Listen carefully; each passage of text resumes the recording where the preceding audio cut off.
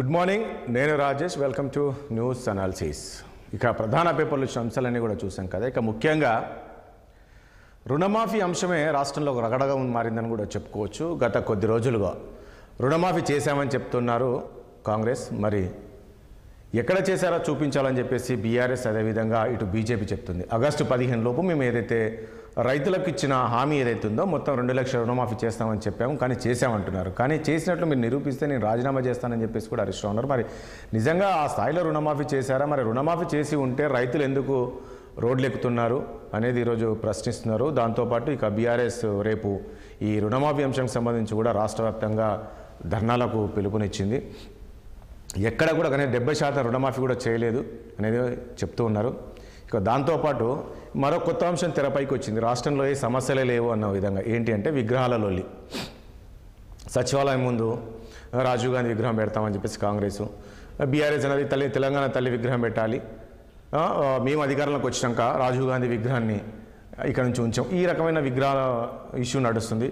మరి రాష్ట్ర ప్రజలకు ఈ విగ్రహాల అవసరం ఉందా? రాష్ట్ర ప్రజలకు ఈ విగ్రహాలకు సంబంధించి దీని గురించి నిన్నటి నుంచి మనం చూస్తున్నాము. ముఖ్యమంత్రితో పాటు ఇటు అదేవిధంగా ఇటు బీఆర్ఎస్ నుంచి కేటీ వీళ్ళంతా కూడా ప్రతి విమర్శలు చేసుకుంటున్నారు. ఆ విమర్శలు కూడా ఎలా ఉన్నాయంటే ఆరోగ్యకరంగా లేవు. ఆ స్థాయిలో విమర్శలు చేసుకుంటున్నారు. ఇది రాష్ట్ర ప్రజలకు అవసరమా? రాష్ట్రంలో చాలా సమస్యలు ఉన్నాయి. ఈ అంశాలకు సంబంధించి చర్చించకుండా దాంతోపాటు కాంగ్రెస్ కూడా చాలా హామీలు ఇచ్చింది.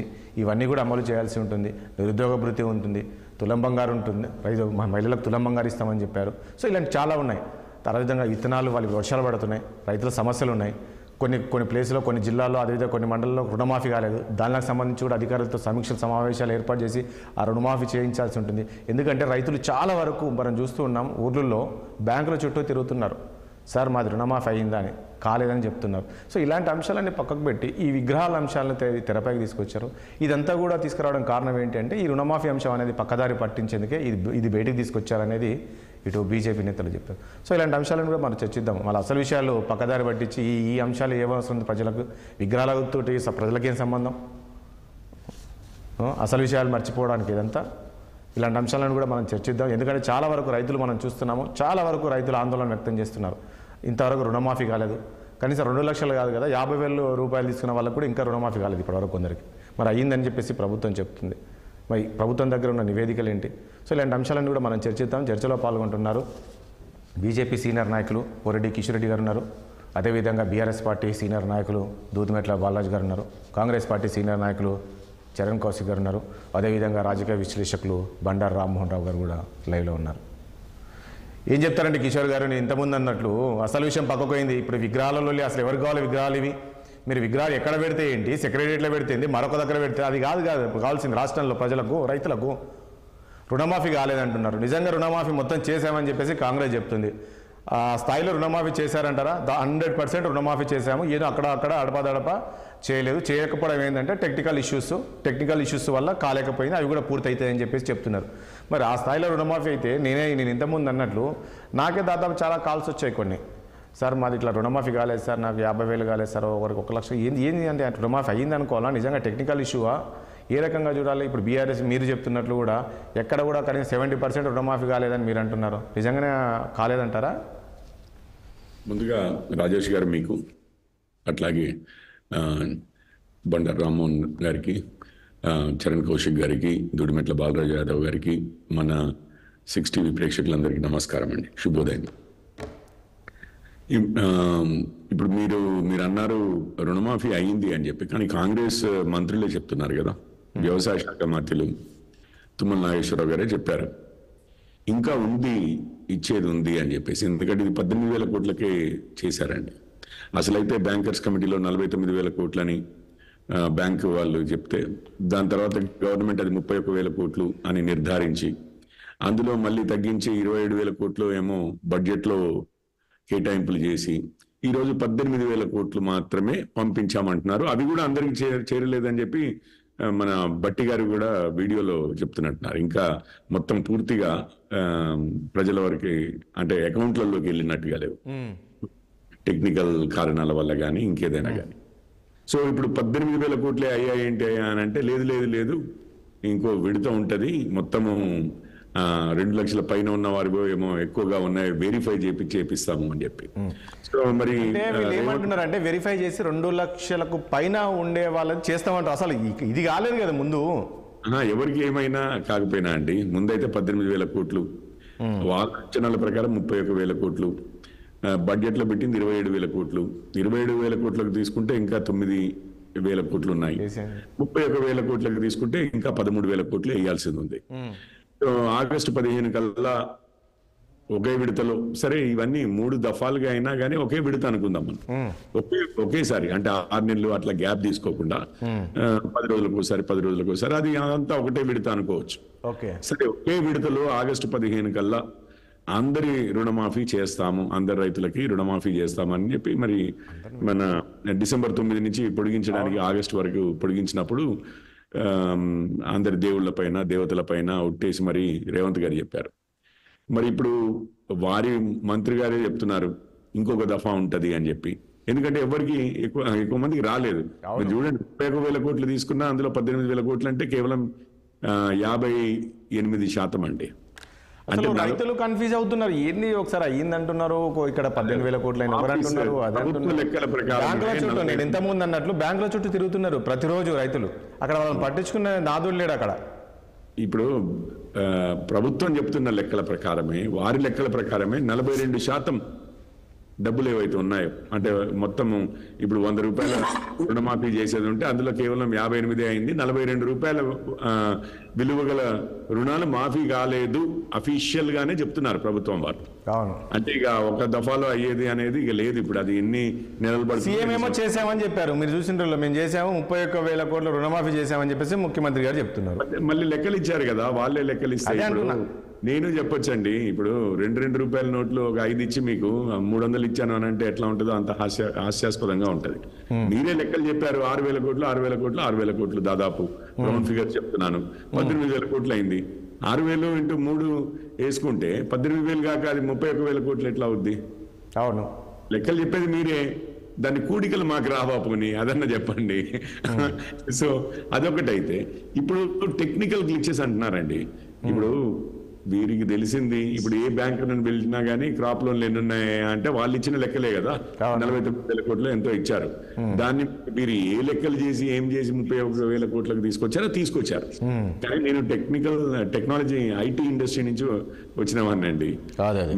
ఒక లెక్క తీసుకుంటే, ఒక డేటాబేస్ తీసుకుంటే, ఒక స్ప్రెడ్ షీట్ తీసుకుంటే ఇగో ఇది అని చెప్పేసి టోటల్ వచ్చేస్తుంది. మీరు ఏ విధంగా ఫిల్టర్ చేసినా 2 నిమిషాల్లో మిగిలిన ఏ అకౌంట్లకు చేయాలో వచ్చేస్తుంది. ఆ అకౌంట్ అందరికి పెద్ద కంపెనీలు ఉద్యోగస్తులకి, ఒక్క నిమిషం అండి, ఉద్యోగస్తులకి 30వ తారీఖుకి ఈ డైరెక్ట్ డిపాజిట్ గా పంపిస్తాం మేము. ఆ లిస్ట్ పంపించేస్తే డైరెక్ట్ గా అదే ప్రోగ్రామ్ ని వాడు రన్ చేసి యూజ్ చేసుకుని ఆ డేటాని ఒక్క నిమిషంలో అందరికీ శాలరీలు వెళ్ళిపోతాయి. సో ఆ విధంగా దీన్ని గిక్కులు అవసరం లేదు, డైరెక్ట్ గా శాలరీలు వెళ్ళిపోతాయి అకౌంట్. సో అదే విధంగా ఇది కూడా చేయొచ్చు కదా, ఇది చెయ్యొచ్చు. అసలు చేయాల్సిందే అట్లా, ఇంకే విధంగా కూడా చేయలేరు. అట్లది ఇప్పుడు డిసెంబర్ 9 నుంచి ఆగస్టు 15 అండి, ఎన్నో నెలలు, రైట్? ఇక్కడ 7.5 నెలలు, అక్కడ ఒక నెల, దాదాపు 8 నెలలు దాటింది. 8 నెలలు పట్టినప్పుడు మీకు ఇంకా టెక్నికల్ గ్లిచెస్ ఎట్లా ఉంటాయి నాకు అర్థం కాదు. అవి వెరిఫై చేసుకునేది ఉంటే ముందే వెరిఫై చేసుకుని రెడీగా ఉంటే ఇప్పుడు 31,000. మూడో విషయం, ఒక్క నిమిషమే, మిగిలిన వారు మాట్లాడే ముందు వారు కూడా రెస్పాండ్ అవ్వగలుగుతారు. ఇప్పుడు ఈ రుణమాఫీ పేరు మీద 18,000 కోట్లు అన్నారు కదా, ఇంత లోపల రైతు భరోసా కానీ రైతు బంధు కానీ ఇచ్చిన పాపన పోలేదు. రెండో విషయం, దానివల్ల ఏమైంది, ఇప్పుడు ఆల్రెడీ పంట సీజన్ ఎప్పుడో మొదలైందండి. ఇప్పుడు పెట్టుబడులకు డబ్బులు లేకుండా రైతుల దగ్గర అయిపోయినాయి. ఇది లేటుగా చేయడం వల్ల రుణమాఫీ, నిన్న బట్టి గారే చెప్తున్నారు ఆ బ్యాంకర్స్ మీటింగ్ లో, బ్యాంకర్ వాళ్ళతో చెప్తున్నారు, ఇప్పటి వరకు మీరు కేవలం 7,000 కోట్లతో ఏమో రిలీజ్ చేశారు, మేమే మీకు 18,000 కోట్లు పంపించాము, అన్ని డిపాజిట్ అయినా కాకపోయినా రైతుల దగ్గర 18,000 కోట్లు మేమే రిలీజ్ చేస్తే మీరు కేవలం ఈ సంవత్సరం 7,000 కోట్లే ఇప్పుడు ఈ పంటకి పంపిణీ చేశారు. అంటే ఏమైంది, రైతులకు రావాల్సిన రుణాలు రాలేదు, ఇటు రైతు బంధు రాలేదు, ఇప్పుడు ఉన్న రుణము చాలా మందికి 45% డబ్బులు తక్కువ పంపిస్తే ఇంకెక్కడ ఉంటుంది చెప్పండి. అది పరిస్థితి ఈ రోజు రైతుల పరిస్థితి ఆ విధంగా ఉందండి. రైట్, బాలాజీ గారు ఏం చెప్తారు, నిజమేనా? నిన్న రేపంతా ధర్నాకు పిలుపునిచ్చినట్లున్నారు, మీకు కూడా నాకు తెలిసి టోల్ నెంబర్ ఇచ్చినట్టున్నారు, కాల్ సెంటర్ పెట్టినట్లున్నారు, కాల్స్ వస్తున్నాయన్నారు, ఇప్పుడు హరీష్ రావు గారు మొన్న అంటున్నారు ఏ గ్రామానికి వెళ్ళినా కూడా ఏ మండలానికైనా వెళ్దాం చర్చకు సిద్ధం, కనీసం 70% కూడా చేయలేదు మీరు అనేది నిజం వాస్తవేనది? రాజేష్ గారు, ముందుగా మీకు అదేవిధంగా 6 టీవీ ప్రేక్షకులకి, యాజమాన్యానికి, ప్యానెల్ పెద్దలు కిషోర్ పోరెడ్డి గారికి, అదేవిధంగా డాక్టర్ శరణ్ కౌశిక్ గారికి, రాజకీయ విశ్లేషకులు బండారు రామ్మోహన్ రావు గారికి నమస్కారం. ప్రధానంగా రాజేష్ గారు ఇలా పంతాలు లేదు, పట్టింపులు పోవాల్సిన అవసరం లేదు. ఓ రాజకీయ పార్టీలుగా ఓ బీఆర్ఎస్ ఇచ్చేసింది, కాంగ్రెస్ ఇచ్చేసింది, బీజేపీ ఇచ్చేసింది అని చెప్పేసి ఇలా పంతాల పట్టింపులో పోయి పెద్ద డిస్కషన్ చేయాల్సిన అవసరం లేదు. ఇలా చిత్తశుద్ధి అనేది రైతాంగం పట్ల కానీ, రైతుల పట్ల కానీ, రైతులకు ఇచ్చిన హామీల పట్ల కానీ ఈ ప్రభుత్వానికి ఉన్న చిత్తశుద్ధి పైన డిస్కస్ చేయాలి. ఓకే, వారి చిత్తశుద్ధి ఏదంటే 22,32,000 మందికి రుణమాఫీ చేశారు. ఆ రైతాంగం పక్షాన బీఆర్ఎస్ పార్టీ నుంచి కృతజ్ఞతలు తెలియజేస్తున్నాం కాంగ్రెస్ పార్టీ. అదేవిధంగా 31,000 కోట్లు మీరు అవసరం అని చెప్పేసి క్యాబినెట్ లో తీర్మానం పెట్టారు. బడ్జెట్ లో మాత్రం 26,000 కోట్ల మాత్రమే ప్రతిపాదించారు. ఆ 26,000 కోట్లలో 3 దఫాలలో 17,898 కోట్లు మాఫీ చేశారు. ఓకే, 17,898 కోట్లు మాఫీ చేసినందుకు 22.32 లక్షల రైతాంగానికి రుణమాఫీ చేసినందుకు బీఆర్ఎస్ పార్టీ నుంచి కృతజ్ఞతలు తెలియజేస్తా ఉంది. ఓకే, మరి ఏదైతే రుణమాఫీ కంటే ముందు రోజు ఇదే రేవంత్ రెడ్డి గారు బ్యాంకర్స్ సమావేశం జరిగినప్పుడు బ్యాంకర్స్ ఒక ప్రతిపాదన పెట్టారు. సార్, ఇవాళ ప్రభుత్వం ముందు, బ్యాంకర్స్ ముందు ఒక టాస్క్ ఉంది. 55 లక్షల మంది రైతాంగం, చిన్న సన్నకారు రైతులు రుణాలు తీసుకున్నట్టు మా దగ్గర ఆధారాలు ఉన్నవి. వీరి యొక్క రుణమాఫీ కావాలంటే సుమారు 49,500 కోట్లు అవసరమైతే అని చెప్పేసి ఆ రోజు బ్యాంకర్స్ మీటింగ్ అనేది రేవంత్ రెడ్డి గారికి ప్రతిపాదన పంపింది. కానీ ఆ బ్యాంకర్స్ యొక్క ప్రతిపాదన గాని, బ్యాంకర్స్ చెప్పినటువంటి బడ్జెట్ ని కానీ ఆమోదించకుండా వీరేమన్నారు, ఒక రాజకీయ ప్రసంగంలో 40,000 కోట్లు భవిష్యత్తులో రుణమాఫీ చేయబోతుందని చెప్పేసి రేవంత్ రెడ్డి గారు సీఎం గా చెప్పినారు. తదనంతరం ఇచ్చినటువంటి ఏదైతే బడ్జెట్ లో మాత్రం 31,000 కోట్లు పెట్టారు. తదనంతరం 26,000 కోట్లు మాత్రమే బడ్జెట్ లో పెట్టారు. కేబినెట్ లో మాత్రం 31,000 కోట్ల ఆమోదం తెలిపారు. కానీ ఇలా ఆమోదం మాత్రం రైతాంగానికి పంపినటువంటి సంఖ్య మాత్రం 17,898 కోట్లు మాత్రమే ఇచ్చారు. కాబట్టి దాన్ని ప్రతిపాదన తీసుకొని మేమేమన్నామంటే, మరి మీరు 31,000 కోట్లేమో మీరు కేబినెట్ లో పెట్టారు, 17,000 కోట్లు మాత్రమే మాఫీ చేశారు. కాబట్టి ఒక 40-45% రైతాంగానికి ఇంకా రుణమాఫీ కాలేదనే ప్రతిపాదనను మేము అంకెల ప్రకారంగా ఇలా బీఆర్ఎస్ పార్టీ ప్రభుత్వానికి నివేదిస్తా ఉన్నాం. ఆ క్రమంలో ఇలా రేవంత్ రెడ్డి గారు నాకు తెలిసి అయితే హరీష్ రావు గారి మీద కోపం మీదో, హరీష్ రావు గారి రాజకీయాల పట్ల ప్రేమతో, మరి ఎందుకు కోపంతో చేసిందంటే హరీష్ రావు గారి కోసం కాదుగా చేసేది. హరీష్ రావు గారు ఒక ఫైనాన్స్ మినిస్టర్ గా గతంలో పనిచేశారు కాబట్టి, వారు సీనియర్ శాసనసభ్యులు కాబట్టి ప్రభుత్వాన్ని చెప్పినారు, అయ్యా మీరు December 9 అన్నారు, December 9 పోయిన తర్వాత March 15 అన్నారు, కొరంగల్లో చెప్పారు, అది కూడా March 15 అని. తదనంతరం పార్లమెంట్ ఎలక్షన్స్ లో ఇవాళ కిషోర్ గారు చెప్పినట్టు ప్రతి దేవత, ఈ రాష్ట్రంలో ఉన్నటువంటి ప్రతి దేవుని గుడి మీద, ప్రతి దేవుని పైన, ప్రతి దేవత పైన, జోగులాంబ గద్వాలలో ఉన్నటువంటి జోగులాంబ తల్లి పైన, యాదాద్రిలో ఉన్నటువంటి యాదగిరి లక్ష్మీనరసింహ స్వామి పైన, వేములవాడ ఉన్నటువంటి వేములవాడ రాజన్న పైన, అంటే ఈ రాష్ట్రంలో ఉన్న ప్రతి దేవుని పైన, దేవత పైన, ప్రతి గుడి పైన ఒట్టు పెట్టారు. మీరు ఒట్టి పొట్టినట్టు August 15 చేస్తామని అన్నారు. August 15 చేశారు కదా. మరి ఇప్పుడు మీరు అన్నట్లు చేశారు కదా, చేయకుంటే అది వేరు, చేశామనే చెప్తున్నారు కదా వాళ్ళు. సంపూర్ణమా అసంపూర్ణమా రాజేష్ గారు? నేను ఎంతమంది కిషోర్ గారు కోడ్ చేశారు. ఇదే తుమ్మల నాగేశ్వరరావు గారు ఏమంటున్నారు, మేము ఇంకా రుణమాఫీ చేయలేకపోయినాము, మిగతా వాళ్ళకి ఎవరు ఉంటే రుణమాఫీ చేస్తామని తుమ్మల నాగేశ్వరరావు గారు, మీ వ్యవసాయ శాఖ మంత్రి గారు చెప్తా ఉన్నారు. ఇదే ఉత్తమ్ కుమార్ రెడ్డి గారు చెప్పిన లెక్కల ప్రకారం సార్, బ్యాంకులో ఆధార్ నెంబర్ తేడా ఉన్న వాళ్ళ సంఖ్య 1,20,000 మంది రుణమాఫీ కాలేదు. బ్యాంకు మరియు ఆధార్ కార్డులలో తేడాలు ఉన్న వాళ్ళు 1,60,000 మంది, బ్యాంకు వివరాలు తప్పులున్న వాళ్ళు 1,50,000 మంది, రేషన్ కార్డు లేని వారు 4,83,000 మంది, 2 లక్షల మించి పైచిలుకు రుణాలు ఉన్న వాళ్ళు 8 లక్షల మంది, మొత్తము 17,13,000 మంది రైతాంగానికి వాళ్ళు రుణమాఫీ కాలేదని చెప్పేసి మీ ఉత్తమ్ కుమార్ రెడ్డి గారు, మీ వ్యవసాయ శాఖ మంత్రి తుమ్మల నాగేశ్వరరావు గారు, మీ నాయకులైనటువంటి కోదండరెడ్డి గారు, ఆది శ్రీనివాస్ గారు, చాలా మంది నాయకులు మాట్లాడుతూ ఉన్నారు రుణమాఫీ అసంపూర్ణమైంది, ఇంకా మీరు సంపూర్ణం చేయాలని చెప్పేసి. మీ వాళ్ళు చెప్పిన లెక్కల ప్రకారమే 17,13,000 మందికి కాలేదని చెప్పేసి వాళ్ళే చెప్తా ఉన్నారు. మొత్తం మాఫీ చేసింది 22,42,000 మంది. మొత్తం టోటల్ కావాల్సింది మీ లెక్కల ప్రకారం 39 లక్షల మందికి మీరే రుణమాఫీ చేస్తామని చెప్పారు సార్.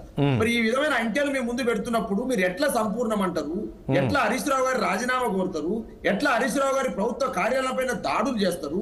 ఈ రోజు సిద్దిపేటలో జరుగుతున్నటువంటి తతంగం చూస్తా ఉంటే హరీష్ రావు ఏదో మీ ఛాలెంజ్ ఇస్తే మీరు విఫలమయ్యారు కదా. ఓకే, హరీష్ రావు గారి రాజీనామా సిద్ధమే, మీరు సఫలమైనరా? సంపూర్ణమైందా? మీరు రుణమాఫీ చెప్పండి, అది లేదు. సార్, అగ్రికల్చర్ ఎక్స్టెన్షన్ ఆఫీసర్ల మధ్యన తిరగమని చెప్పేసి ప్రజలకు చెప్పి రైతులకు చెప్తే అగ్రికల్చర్ ఎక్స్టెన్షన్ ఆఫీసర్లు చేతులు ఎత్తేసిర్రు, బ్యాంకర్లు చేతులు ఎత్తేసిర్రు. సార్ ప్రభుత్వం ఏమంటే నేను నగరికల్లో 2-3 బ్యాంకుల దగ్గర పోయాను రాజేష్ గారు, ఆ యూనియన్ బ్యాంక్ దగ్గర పోయాను, ఎస్బీఐ అసలు అక్కడ రైతు నేను కాదు బాలాజీ గారు, నేను అదే అడుగుదాం అనుకుంటున్నా. మీరు నిన్న వెళ్ళినట్టున్నారు, అక్కడ రైతులు వచ్చి ఏం చెప్తున్నారు అసలు? రైతులు మీరు గ్రౌండ్లో వెళ్ళి అడిగినప్పుడు వాళ్ళ పరిస్థితి ఏంది? వాళ్ళ రుణం ఎంత తీసుకున్నారు? వాళ్ళు ₹1,00,000 తీసుకున్నారా, 2 లక్షలు తీసుకున్నారా, 50,000 తీసుకున్నారా? వాళ్ళకి ఎందుకు కాలేదు? బ్యాంకుకి వెళ్తే ఏం చెప్తున్నారు బ్యాంక్ వాళ్ళు? ఏమంటున్నారంటే సార్, ఇప్పుడు కిషోర్ పోరెడ్డి గారు, రామ్మోహన్ రావు గారు వారి పిల్లలు చదువుకోవాలనుకోండి, వారి పిల్లలు చదువుకోవాలంటే విద్యా రుణాలు కావాలి. ఆ విద్యా రుణాలు కావాలంటే వాళ్ళు ఇన్కమ్ ట్యాక్స్ కి అప్లై చేస్తారు. ఇన్కమ్ ట్యాక్స్ కి మినిమం అనేది ఇన్కమ్ ట్యాక్స్ అనేది ఎవరికైనా కేంద్ర ప్రభుత్వం ఆదేశాల ప్రకారం మినిమం ఇన్కమ్ ట్యాక్స్ అనేది ఉంటది. మినిమం ఇన్కమ్ ట్యాక్స్ రిటర్న్స్ ఓనైతే అప్లై చేస్తుర్రో వాళ్ళకు కూడా ఇవాళ రుణమాఫీ వర్తించని పరిస్థితి. ఆ ప్రాబ్లం అనేది రేజ్ అయింది. 2, రేషన్ కార్డు ప్రామాణికంగా తీసుకోవడం ద్వారా ఒక ఫ్యామిలీలో 4గురికి 4 పట్టాదారు పుస్తకాలు ఉంటే ఆ ఫ్యామిలీ ఒకే రేషన్ కార్డులో ఉందనుకోండి, ఒక్కరికే రుణమాఫీ అనేది వర్తిస్తుందని చెప్పేసి బ్యాంకర్స్ ఇబ్బంది పెడతా ఉన్నారు. ఎందుకంటే 567 జీవో అనేది ఇచ్చింది. ఆ రోజు జీవో ఇచ్చినప్పుడు బీజేపీ గానీ మిగతా మేధావులు గానీ భారత రాష్ట్ర సమితిగా మేము కూడా చెప్పాం, సార్ మీరు 567 జీవో ఇచ్చారు, ఆ జీవోలనేమో రేషన్ కార్డు ప్రామాణికం తీశారు, కానీ యాక్చువల్లీ ఏ బ్యాంక్ అయినా సార్ 32 బ్యాంకులు వీళ్ళు గుర్తించారు ఏ బ్యాంకులలో రుణాలు తీసుకున్నట్టు. ఆ 32 బ్యాంకుల వాళ్ళు ఎట్లా లోన్ ఇస్తారు సార్? దూదిమెట్ట బాలయ్యకు 2 ఎకరాల భూమి ఉంది, నాకు లోన్ ఎట్లా ఇస్తారు సార్? రేషన్ కార్డు ప్రకారం లోన్ ఇవ్వరు. నాకు ఉన్నటువంటి పట్టాదారు పాస్ పుస్తకం ఏంది, ఆ పట్టాదారు పాస్ పుస్తకంలో దూదిమెట్ట బాలయ్య ఎన్ని ఎకరాల భూమి ఉంది, ఎకరానికి 40,000 ఇచ్చేస్తారు అప్పుడు నేను తీసుకున్నప్పుడు, ఇప్పుడు 50,000 పెంచారు. ఆ విధంగా 2 ఎకరాలకు ₹1,00,000 లోన్ ఇస్తారు. అంటే పట్టాదారు పాస్ పుస్తకం ప్రకారమే లోన్ ఇస్తారు తప్ప రేషన్ కార్డు ప్రామాణికం కాదు. మరి పట్టాదారు పాస్ పుస్తకం ప్రకారమే రైతులు లోన్ తీసుకున్నారు, మీరు రేషన్ కార్డుని ఇలా ప్రామాణికం పెట్టారు, దాని వల్ల ఇబ్బందులు లేదని చెప్పేసి వారు చెప్పారు. అదేవిధంగా ఇంత ముందు కూడా చాలా తర్వాత గవర్నమెంట్ సవరించింది కదా, ప్రభుత్వం చెప్పారు కదా, ముఖ్యమంత్రి కూడా చెప్పారు సార్, రాతలు చేయలే. ఇక నేను అంటాను జీవోలు మార్చి ఇస్తున్నారు సార్. ఇవాళ జీవోలు ఒక జీవోలు వెంటనే మారుస్తా ఉన్నారు. ఇప్పుడు ఐఏఎస్ ఆఫీసర్లు ఎన్నిసార్లు ట్రాన్స్ఫర్ అయ్యారు సార్? ఐపీఎస్ ఆఫీసర్లు ఎన్నిసార్లు ట్రాన్స్ఫర్ అయ్యారు సార్? ఎన్నిసార్లు వెనకకి వచ్చారు, రిటర్న్ వచ్చారు సార్? నేను ఐఏఎస్ ఆఫీసర్ల మీద ఐపీఎస్ ఆఫీసర్లకు జీవోలు మాత్రం వెంటనే మార్పు చేయొచ్చు. ఈ తెలంగాణ ప్రాంతంలో 70 లక్షల మంది రైతాంగానికి సంబంధించిన ఇష్యూ ఇది. మీరు పెద్ద ఎత్తున ఒక స్ట్రాటజికల్ గా చేసిన ఇష్యూ, ఎందుకు జీవోను మార్చరు? 567 జీవోను మార్చి ఓకే పట్టదారు పాస్ పుస్తకం ప్రకారమే మేము చేస్తామని చెప్పేసి రేవంత్ రెడ్డి గారు ప్రెస్ మీట్ లో చెప్పారు కదా, ఆ ప్రెస్ మీట్ జీవో చేయొచ్చు కదా. జీవో చేస్తే రైతాంగానికి ఇబ్బంది ఉండదు కదా, బ్యాంకులు కూడా ఇబ్బంది పెట్టరు కదా. ఇంకో అంశం ముఖ్యమంత్రి చెప్తాది ప్రామాణికంగా తీసుకుంటారు కదా అధికారులు. ముఖ్యమంత్రి చెప్పాడు కదా, ఎవరైనా సార్ నోటి మాటను లెక్క పెట్టరు. అది ముఖ్యమంత్రి చెప్పినా లేదు, నేను కార్పొరేషన్ చైర్మన్ గా పనిచేసిన నేను గతంలో అనేది అధికారులు పరిగణలోకి తీసుకోరు సార్. ముఖ్యమంత్రి మాట తీసుకోరు, దూదిమేట బాలయ్య మాట తీసుకోరు, ప్యానల్ పెద్ద వాళ్ళు తీసుకోరు. జీవో అనేది ఇంపార్ట్ చూస్తారు. జీవో చూస్తున్నారు సార్. రేషన్ కార్డు, మీ రేషన్ కార్డు 3 మీద ఒకటికే ఉంది కదా సార్, ఒకటే రుణమాఫీ అని చెప్పేసి మాట్లాడుతున్నారు సార్. అదే విధంగా సార్ నేను అడుగుతా ఉన్నా సార్, ఇంకో తల మీదకి వచ్చింది సార్. మాట్లాడదాం బాలాజీ గారు, 95 కోట్ల రూపాయలు సార్ బాలాజీ గారు, రైతుల దగ్గర వసూలు చేస్తారు. బాలాజీ గారు మళ్ళీ వస్తాను మీ దగ్గరికి, మళ్ళీ వస్తాను. చరణ్ కౌశిక్ గారు, మంచి ప్రాజెక్ట్ అనుకున్నారు, మంచి ప్రోగ్రామ్. మీరు రుణమాఫీ అనేది మీరు ఎన్నికల ముందు చెప్పారు. రాజేష్ గారు కొంచెం నేను చెప్పినాక అయితే బాగుంటది అనిపించింది నాకు. ఎందుకంటే మళ్ళీ వాళ్ళు చెప్పిన అంటే కొంచెం మీరు మాట్లాడండి. ప్రభుత్వం లాస్ట్ చివరిగా చెప్పాల్సింది, అందరికి సమాధానం చెప్పాల్సింది కౌశిక్ అనుకోండి. అందుకనే అంటే నేను ఫీల్డ్ లెవెల్ ఇప్పుడు మంచిర్యాలలో ఉన్నాను, బ్యాంక్ మేనేజర్ మాట్లాడాను, ఇవాళ వార్తలను ముందర పెట్టుకున్నాను, అప్పుడప్పుడు మధ్యలో అదే చూస్తున్నాను. మాట్లాడండి సార్. రాజేష్ గారు, మీకు 60 ప్రేక్షకులకు, కిషోర్ గారికి, చరణ్ గారికి, అట్లా బాలాజీ గారికి నమస్కారం. నమస్తే. నేను జర్నలిస్ట్ గా ఎక్కడ 4 కూర్చుంటే మాట్లాడుతుంటా పోయి కార్ ఆపి ఏం జరుగుతుందని చావిడి కాడ. ఇవాళ మంచిర్యాల జిల్లాలో ఉన్నాను, దాదాపు ఒక 7 మంది బ్యాంక్ మేనేజర్లతో మాట్లాడాను. మీరు టాపిక్ అది అనగానే అట్లాగే రైతులతో కూడా మాట్లాడాను. ముఖ్యంగా ఏంటంటే ఇప్పుడు ఒక వెనకట ఒక బావ మరిది పుత్రం రాసిండట. ఏం రాసిండట అంటే, అంత బాగుందా అని, పురుషాల్ హాల్ నహి దిల్ పరేషాని ఊపరి షెర్వాని అందరు పరేషాని అని చెప్పి, అందుకని జిలేబీ కా చక్కెర హై అని అంట. మొత్తం మీద ఇవాళ మొత్తం రాష్ట్రాధికారులు చూస్తే జిలేబీ కా చక్కెర నడుస్తున్నాయి. మొదలేమో 3 ప్రభుత్వ అధికారంలోకి వచ్చే ముందు ఏ టీం ఎవరు, బి టీం ఎవరు, బీజేపీ మీద బీజేపీ బీఆర్ఎస్ ఒకటని, వీళ్ళు కాంగ్రెస్ బీఆర్ఎస్ ఒకటని వాళ్ళు నడుస్తూనే అయింది. తర్వాత రెండో రాజకీయం ఏమైంది, ఇక మొత్తం కుంభకోణాలు బయట తీసు. మేడిగడ్డ టెలిఫోన్ ట్యాపింగ్, గోర్ల కుంభకోణం, ఇవి మీద నడిచింది కొద్ది రోజులు. అంటే ప్రజల సమస్యలు పక్కన మళ్ళీ మూడోది ఏం జరిగింది, ఇప్పుడు విగ్రహ రాజకీయాలు వస్తున్నాయి. ఏదో ఒకటి ఒక్కటి పనికొచ్చేది కాదు, ఒక్కటి ప్రజలకు పనికొచ్చేది లేదు ఇప్పటి వరకు. మిమ్మల్ని అభినందిస్తున్నాం మీ యాజమాన్యానికి. ఇవాళ రైతుల సమస్య మీద చర్చ పెట్టడం మంచిది. నేను అనుకున్నాను ఇవాళ నేను కిషోర్ మొదలే మాట్లాడుకుంటుంటే ఏముంటదంటే రాత్రి మీద వచ్చాడు ఇవే ఉంటాయి అనుకున్నాను. ఈ మూడు పక్కన పెట్టి విలీన రాజకీయాలు, విలోమ రాజకీయాలు అని నేను ఆర్టికల్ రాశాను. వాళ్ళ నేనేమంటున్నానంటే ఇవన్నీ ఈ 4 సమస్యలు ముందర పెట్టుకొని ప్రజా సమస్యల పట్ల ప్రభుత్వం తప్పించుకుంటుందని నేను అంటున్నాను. నేను ప్రభుత్వానికి వ్యతిరేకం కాదు. కాకపోతే ఏంటంటే కొంత అయింది. ఇప్పుడు గ్లాసులో సగం నీళ్లు ఉన్నాయా లేవా అంటే నేను ఆశాభావ దృక్పథం చూస్తే సగం నీళ్లు ఉన్నాయి, అయింది 60% అయింది కూడా మాకు కాలేదు కనపడుతుంటారు కదా. రెండు నిజమే. ఇప్పుడు బాలరాజు గారు, కిషోర్ గారు మాట్లాడేది నిజమే, రేపు ఇప్పుడు మాట్లాడబోయే చరణ్ గారు మాట్లాడేది నిజమే. ఇంకా 60% అయింది కదా అని. ఇక్కడ సమస్య ఏంటంటే బేసిక్ గా నేనైతే రుణమాఫీకి వ్యతిరేకం. ఎందుకు వ్యతిరేకం అంటే నేను రైతు కూడా చెప్తున్నాను, స్వతంత్ర రైతు సంఘాల సమాఖ్య అధ్యక్షుడికి చెప్తున్నాను తెలంగాణ రాష్ట్రానికి. నేను ఏమంటున్నానంటే రైతు రుణమాఫీ అనేది తాత్కాలిక పరిహారం మాత్రమే, పరిష్కారం కాదు. ఎందుకు పరిష్కారం కాదు అంటే ప్రతిరోజు పరగడిపే కదా. ఇప్పుడు మళ్ళీ ఇస్తున్నాం. ఇప్పుడు మట్టి విక్రమార్క గారు నిన్ననే స్టేట్మెంట్ ఉన్నది, ఏమైనా అయ్యా మీరు బ్యాంకర్లు మళ్ళీ లోన్లు ఎందుకు ఇస్తలేరని అడిగినారు ఉప ముఖ్యమంత్రి. చాలా మంచి ప్రశ్న అంటున్నాడు. ఇప్పుడు కట్టించుకుంటే ఏమైంది, రైతు రూపాయి రాలే కదా రైతుకి అయితే వెనుక. అందుకని రైతు రుణమాఫీ కంటే రైతు బంధు కరెక్ట్. రైతు బంధా, రైతు భరోసా మీరు ఏమైనా పెట్టుకోండి. ఎందుకంటే డైరెక్ట్ డబ్బులు వస్తాయి, పెట్టుబడి సాయం అయితే 3 రూపాయలు 5 రూపాయల మిత్తికి సావుకారు దగ్గర పోకుండా అయితే. అంతేందుకు రాజేష్ గారు మనం సావుకారు దగ్గర పోయి మొత్తం పత్తు కట్టేసినాక మళ్ళీ ఏమంటే మళ్ళీ అడుకుంటాం కదా. ఇప్పుడు మాకు 50 పుట్ల ఒడ్లు పండుతుండే, అన్ని వంగ సావుకారు గోళ్ళకి మాకు 2 పుట్టే మిగులుతుండే. తర్వాత మళ్ళీ సావుకారు దగ్గర పట్ట, బాత, పెళ్లిళ్ళు, పేరెంటలు అన్నిటి మళ్ళీ అప్పు తెచ్చుకుంది. ఇప్పుడు ఏమైందంటే బ్యాంకులు అప్పు పోయింది, కరెక్టే, కాగితాల మీద పోయింది. రైతుకి ఏమొచ్చిందని నేను అంటున్నాను. రైతుకి ఏం రాలే కదా. నేనేమంటున్నాను అంటే రైతు భరోసా కనుక కరెక్ట్ చేస్తే 3 ఉన్నాయి. రైతులకు సేవ చేసేటి 3 ఇవే కాదు, లెక్క అయితే కానీ ఎగబెట్టే పద్ధతి వరకు పరపతి నష్టం జరిగేది. బ్యాంకర్లు రుణం ఇయ్యారట, మళ్ళా కట్టిన వాళ్ళకి మళ్ళీ ఇయ్యారట, బ్లాక్ లిస్ట్ లో పెట్టి. నేను ఆదిలాబాద్ జిల్లాలో 8 బ్యాంకులకు సందర్శించిన. 8 బ్యాంకులలో చెప్పింది ఏంటంటే వాళ్ళు ఒకటేమో అసలు మాఫీలు మా మొత్తం బ్యాంకును పంపినాం సార్, అది ఏమైందో తెలియదు, టెక్నికల్ గా ఊరు మొత్తం అయిపోయిందట, మొత్తం రుణమాఫీ అయిపోయింది అప్పుడే, అంటే 7 ఊళ్ళు ఉన్నాయి. రెండోది ఏమైంది, సగమైంది సగం కాలేదు, దానికి కారణాలు. అందుకని ఏమైందంటే రూల్స్, ఇప్పుడు బాలాజీ గారు అన్నారు కదా, రూల్స్ ఏమైందంటే కాగితం మీద పెడితే రూల్స్, నోటితో చెప్తే కాదు. అంటే నోటు మాట్లాడే బ్యాంకర్స్ ఇట్లా ఏమన్నా కావాలని ఏమన్నా కాదండి రామ్మోహన్ రావు గారు. ఇప్పుడు నిన్న బట్టి కూడా సీరియస్ అయ్యారు. ఏంటంటే అసలు బ్యాంకర్స్ మీద ఏంటి అసలు మీరు మేము డబ్బులు జమ చేసాము, మీరు ఎందుకు అవ్వట్లేదు అనే దానిపైన ఇక్కడ వీళ్ళు ఏమన్నా నెగ్లిజెన్స్ ఉందంటారా? ఖచ్చితంగా బ్యాంకర్లు లేదు. ఇప్పుడు ఏమైందంటే ఒక బ్యాంకర్ ఇంటర్వ్యూ చూసిన వాళ్ళు ఆదిలాబాద్ జిల్లాలో ఆయన ఏమంటుందంటే మేము పంపినాం సార్ సరిగ్గానే, అక్కడ లెక్క కలవక, అంటే దీనికి దానికి కలవక. ఇప్పుడు ఇంతకుముందు బాలాజీ గారు చెప్పారు కదా 4-5 అంశాలు ఉన్నాయి. దాంతో పాటు బ్యాంకర్స్ మానిటరింగ్ చేసే అధికారులు కూడా సరిగా చేయట్లేదు ఇక్కడ. అది అంత గాలికి వదిలేశారు వీళ్ళందరూ. అంతే అట్లా జరిగింది. అంతేందుకు ఇప్పుడు ఇంకో రెండో ఉన్నది, ఇంకో చిక్కున్నది.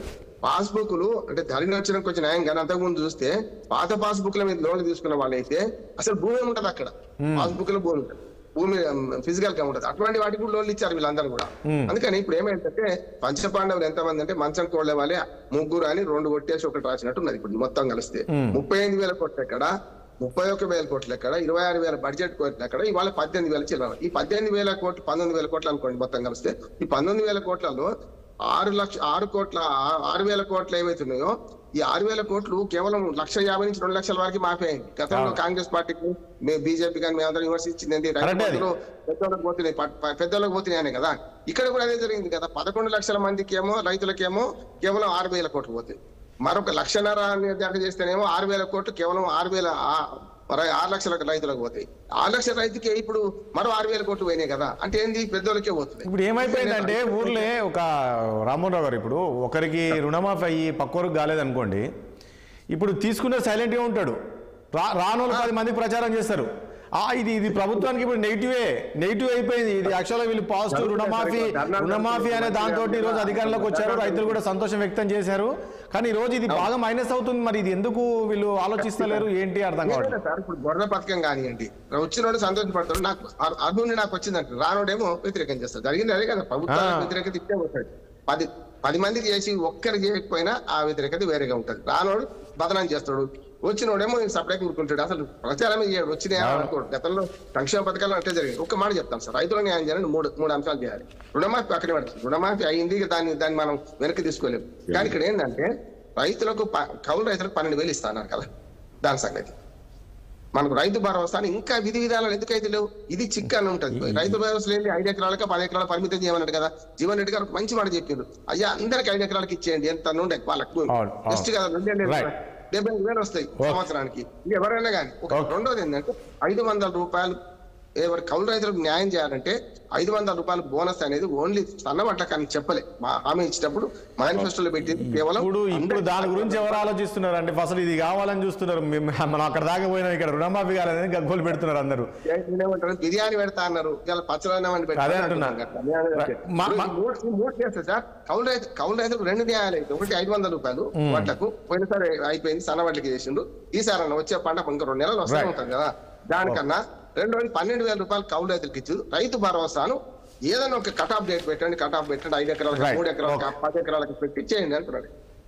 ఓకే కౌశిక్ గారు ఏంటి ఇదంతా? నేను ఇది ఇంతకుముందు అన్నట్లు ఇది మంచి ప్రాజెక్టు, మీరు రైతు రుణమాఫీ అన్నారు, ఎన్నికల ముందు చెప్పారు, రైతులు కూడా చాలా సంతోషం వ్యక్తం చేశారు. కానీ ఇప్పుడు ఇది మీకు నెగిటివ్ అవుతుంది అనేది వినపడుతుంది. వాస్తవేనా? ఎందుకంటే చాలామందికి అయితే లేదు, రైతులు రోడ్ల మీదకి వస్తున్నారు. ప్రతి గ్రామంలో మనం చూస్తే దాదాపు ఒక 50% కాలేదంటున్నారు.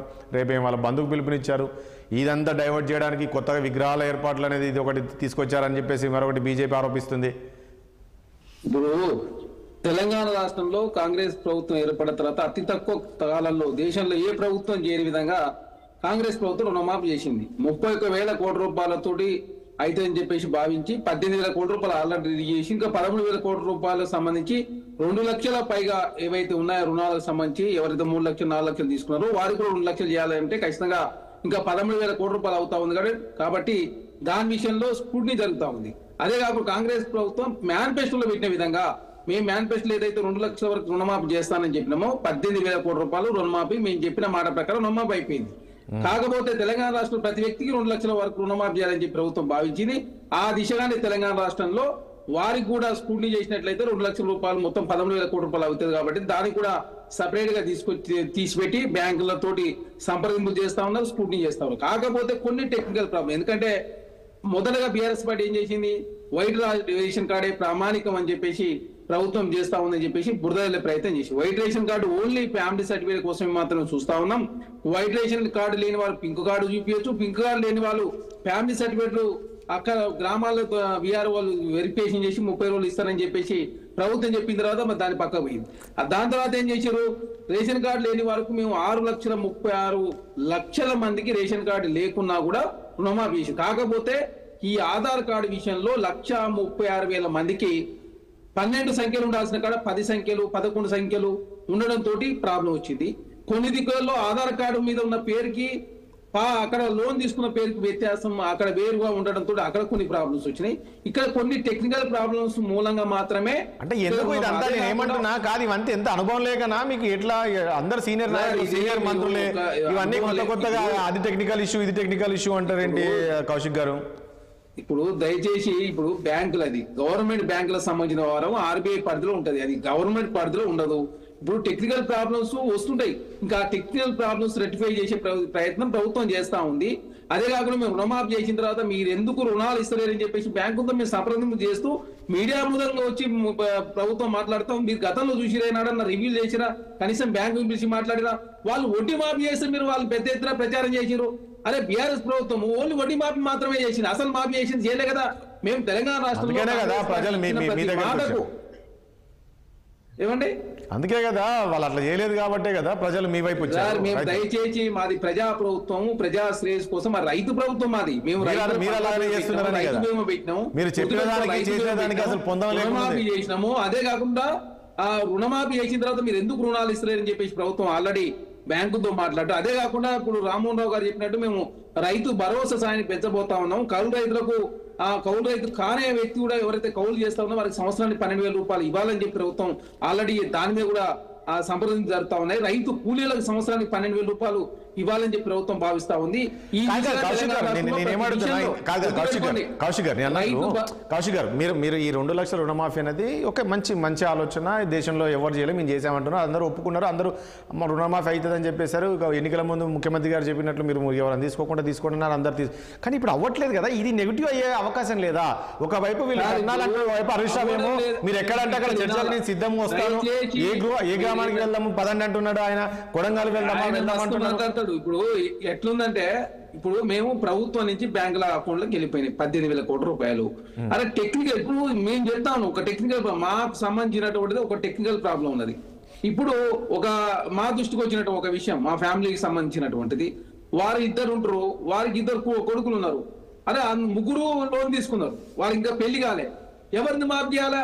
తండ్రి చేయాలా, కొడుకు చేయాలా, తల్లి చేయాలా? మీరు చెప్పండి. మరి చూడండి, మరి మీకు ఎన్ని సమస్యలు వచ్చాయి? మీ ఇంట్లో ఎన్ని సమస్యలు వచ్చాడు? మీ ఇంట్లో కొడుకులు ఎక్కువ ఉన్నది, వాడేమంటాడు కొడుకు నాదే చేయాలి. అదే మరి కొట్లాట పెట్టడం అంటే ఇప్పుడు కొట్లాట పెట్టడం ఫ్యామిలీ. ఇక్కడ టెక్నికల్ ప్రాబ్లమ్స్ మాత్రమే ఉన్నాయి తప్ప ప్రభుత్వం సైడ్ నుంచి ప్రభుత్వం ఆల్రెడీ 18,000 కోట్ల రూపాయలు రుణమాఫీ చేసి కిషోర్ గారు ఏం అడుగుతున్నారు? ఒక క్వశ్చన్ ఇస్తున్నారు. ఉన్న వాళ్ళు 2 లక్షలు చేస్తా ఉంది. అది సార్ దయచేసి నాది అయిపోలే. చిన్న సలహా ఇద్దామని 5 సెకండ్లే ఎక్కువ తీసుకోండి. మీకే అది ఇప్పుడు తండ్రి తల్లి కొడుకు 3 సంపాదిస్తూ ఉంటే 3 సపరేట్ గా ఇన్కమ్ ట్యాక్స్లు కట్టినట్టే 3 రైతులు ఉన్నట్టు ఆ ఇంట్లో రైతు రుణమాఫీ చేస్తా అన్నారు. రైతు కుటుంబ తెల్ల రేషన్ కార్డు ఉన్న రైతు కుటుంబ రుణమాఫీ అని వాగ్దానాలు చేయలేదు మీరు. ఎట్లా బీఆర్ఎస్ భారతీయ జనతా పార్టీ ఎట్టుంటుంది అంటే వారిలాగా కార్పొరేట్లకు మేము 10% ట్యాక్స్ తక్కువ చేయలేదు, దాంతో 1,80,000 కోట్ల రూపాయలు కార్పొరేట్ లాభం జరిగింది. 17 లక్షల కోట్ల రూపాయలు పెట్టుబడిదారు రైట్ ఆఫ్ మేము చేయలేదు. భారతీయ జనతా పార్టీ అంటున్నారు ప్రభుత్వం కాబట్టి రైతులకు రుణమాఫీ చేద్దంటారు, వాళ్ళు రైతు భరోసా ఇవ్వద్దంటారు, రైతుల బ్యాంకు రుణాలు వేద్దంటారు. వాళ్ళ పరిస్థితి ఏంటంటే ఎంతసేపు కార్పొరేట్ల మేలు చేసే ప్రయత్నం వారు చేస్తారు. కానీ ఫసల్ బీమా సంబంధించి కూడా వారు తక్కువ చేసి తెలంగాణ రాష్ట్రంలో కాంగ్రెస్ ప్రభుత్వం వచ్చిన తర్వాత రైతు బీమా, పంటల బీమా, రైతు రుణమాఫీ, రైతు భరోసా సాయం, కౌలు రైతులకు సాయం, రైతు కూలీలకు సాయం చేయాలని చెప్పి ప్రభుత్వం భావిస్తా ఉంది. ఆ దిశగానే తెలంగాణ రాష్ట్రంలో అడుగులు పడతాం. కొన్ని టెక్నికల్ ప్రాబ్లమ్స్ మూలంగా మాత్రమే కొంత ఇబ్బంది అవుతా ఉంది. అది కూడా తొందరలో పరిష్కరించాలని చెప్పేసి ప్రభుత్వం భావించి ఆల్రెడీ అగ్రికల్చర్ ఆఫీస్ ఇన్స్ట్రక్షన్ ఇవ్వడం జరిగింది. అదే కాకుండా బ్యాంకులతో సంప్రదింపులు జరుగుతా ఉన్నాయి. ఖచ్చితంగా తెలంగాణ రాష్ట్రంలో కాంగ్రెస్ ప్రభుత్వం ఇచ్చిన మాట నెరవేర్చుకుని చెప్పేసి ప్రజలంతా సంతోషపడుతుంటే అనవసరంగా రాతాంతం చేసే ప్రయత్నం బీఆర్ఎస్ పార్టీ చేస్తాం. ఎందుకు బీఆర్ఎస్ రైతులు రావట్లేదు రోడ్ల మీదకి? కాదండి, నేను అడుగుతా. ఇప్పుడు సరే టీఆర్ఎస్ లేదా బీజేపీ వీళ్ళు రాజకీయం కోసం వాళ్ళు చేస్తున్నారు అనుకోవచ్చు, మరి రైతులు వస్తున్నారు కదా రోడ్ల మీదకి కొన్ని మండలం. సార్ రుణమాఫీ ఎగ్గొట్టిన వ్యక్తులు, ఇప్పుడు రుణమాఫీ 8,628 కోట్ల రూపాయలు ఎగ్గొట్టిన వ్యక్తులు వచ్చి రోడ్డు మీదకి వచ్చి మాట్లాడితే దయ్యాలు వేదాలు వాళ్ళు ఇచ్చినట్టు. ఎందుకంటే మీరు రుణమాఫీ ఎగ్గొట్టారు కదా, మీరు ఎంత చేసి రుణమాఫీ ఎగ్గొట్టిపోయి మీరు ఇప్పుడు బీఆర్ఎస్ పార్టీ వారు ఎగ్గొట్టిన రుణాలు కూడా మేము తెలంగాణ రాష్ట్ర అధికారులకు వచ్చిన తర్వాత గత ప్రభుత్వం చేసింది మేము ఏమని చెప్తలేమో, ప్రతి కుటుంబానికి 2 లక్షల రుణమాఫీ చేస్తానని చెప్పిన దాని ప్రకారం మాట నిలబెట్టుకున్న ప్రభుత్వం అని చెప్పేసి ప్రజలు సంతోషాన్ని వ్యక్తం చేస్తా ఉన్నారు. రైతు బీమా, పంటల బీమా అన్ని ఇచ్చినాం. అదే కాకుండా రైతు భరోసా కూడా త్వరలోనే దాని మీద కూడా పూర్తి క్లారిటీతో ప్రభుత్వం ప్రకటించబోతా ఉంది. తాత్కాలికంగా ఇబ్బంది కౌశిక్ గారు ఒక పాయింట్ ఇక్కడ. సరే, ఇది ఈ విగ్రహాలలో ఏంటి అసలు? ఇది ఎవరికి అవసరము? ప్రజలకు ఏమైనా అవసరం ఉందా దీని గురించి? ఈ విగ్రహాలు ఒకటి సెక్రటరేట్ ముందర పెడతామంటారు, ఇంకోటి అదంటే ఇది ఎందుకు టాపిక్ తీసుకొచ్చారు? ఇదంతా ఏంటంటే ఇప్పుడు ఈ రుణమాఫీ ఇష్యూ నడుస్తుంది, రైతులు ఎక్కడ వ్యతిరేకత వస్తుందో రైతుల మీద అని చెప్పేసి ఒక చర్చ బయటికి తీసుకొచ్చారని చెప్పేసి ఇంతకుముందు రామ్మోహన్ రావు అన్నారు. ఏదైనా ఇష్యూ కాగానే వెంటనే ఇంకోటి తీసుకొస్తారు, దాన్ని ఇది డైవర్ట్ అయిపోతుంది, ఇది మర్చిపోతారు. ఇదేం అవసరము? మేము తెలంగాణ రాష్ట్రంలో కాంగ్రెస్ పార్టీగా ప్రజాస్వామ్యం ఉండాలని చెప్పి కోరుకునే పార్టీ కాంగ్రెస్ పార్టీ, అస్తిత్వం ఉండాలని చెప్పి కోరుకునే పార్టీ కాంగ్రెస్ పార్టీ. మీ ప్రజాస్వామ్యంలో ఎవరు మీడియా మీద ఆంక్షలు ఎక్కడ పెట్టలేదు. ఇందిరా పార్క్ చౌరస్తా దగ్గర ధర్నాలు చేసుకునే అవకాశం ఇచ్చినాం. ప్రజలు ధర్నాలు కావచ్చు, వారు నిరసన వ్యక్తం చేసుకునే అవకాశం ఉన్నప్పుడు మా ప్రభుత్వానిగా వాస విషయాలు తెలుస్తాయని చెప్పి మేము భావిస్తా ఉన్నాం. బంగ్లాదేశ్, షేక్ హసీనా లాగా ఎక్కడ కూడా నిర్బంధాలు విధించలేదు. మాటలు కూడా ఎట్లా ఉన్నాయి, కనీసము చర్చించుకునే విధంగా కూడా కామెంట్స్ లేవు. ఆ స్థాయిలో మీరు కామెంట్ చేసుకోవడం ఎంత దారుణం! ఏం మీరు సమాజానికి ఏం మెసేజ్ ఇస్తున్నట్టు? ఇప్పుడు విగ్రహాలకు సంబంధించింది మేము మాట్లాడలే. కేటీఆర్ గారే అనవసరంగా రాతాంతం చేసే ప్రయత్నం చేస్తారు. రాజీవ్ గాంధీ ఏదో దేశద్రోహి అన్నట్టు, రాజీవ్ గాంధీ ఏదో నక్సలైట్ అన్నట్టు ముద్రేసే ప్రయత్నం బీఆర్ఎస్ పార్టీ చేస్తారు. వారు ఈ దేశ ప్రధానమంత్రి, ఈ దేశం కోసం ప్రాణత్యాగం చేసిన వ్యక్తి, ఈ దేశంలో వారి ఇందిరాగాంధీ గారు కావచ్చు, రాజీవ్ గాంధీ గారు కావచ్చు, నెహ్రూ గారు జైలు జీవితం గడిపిన వ్యక్తి ఈ దేశ స్వతంత్రం కోసం. అట్లాంటి ప్రధానమంత్రి పట్టుకొని ఇష్టం వచ్చిన మాట్లాడే ప్రయత్నం బీఆర్ఎస్ పార్టీ చేస్తాం. మేము డిసెంబర్ 7వ తారీఖు నాడు 2023 నాడే రాజీవ్ గాంధీ గారి విగ్రహం సెక్రటరీ ముందు పెడుతున్నాం అని చెప్పేసి ఆల్రెడీ ప్లేస్ సందర్శించినాం. నిన్న రాజీవ్ గాంధీ గారి జయంతి సందర్భంగా 19వ తారీఖు నుంచి 2 రోజులు గలాడ క్రియేట్ చేసి తెలంగాణ రాష్ట్రంలో రైతు రుణమాఫీ విషయాన్ని బాలరాజు గారు అడుగుతున్నారు ఒక నిమిషం. బాలరాజు గారు అడుగుతున్నారు ఒక నిమిషం. బాలరాజు గారు, ఇప్పుడు రాజేష్ గారు, మేము భారత ప్రధానమంత్రిగా పనిచేసినటువంటి దివంగత నేత రాజీవ్ గాంధీ గారి పట్ల కానీ, రాజీవ్ గాంధీ గారి వ్యక్తిత్వం పట్ల కానీ మేము ఎప్పుడు కూడా విమర్శ చేయలేదు. మా కేటీఆర్ గారు కూడా అది మాట్లాడలేదు. దీన్ని సరి చేసుకోవాలి.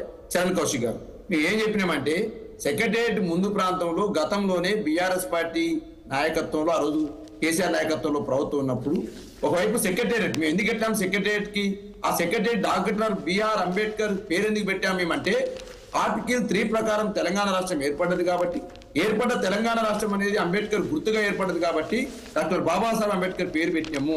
అదేవిధంగా అక్కడ 125 అడుగుల విగ్రహాన్ని నెలకొల్పినాం. అక్కడ ఐకానిక్ ప్లేస్ గా నెలకొల్పి ఎందుకు నెలకొల్పినాం?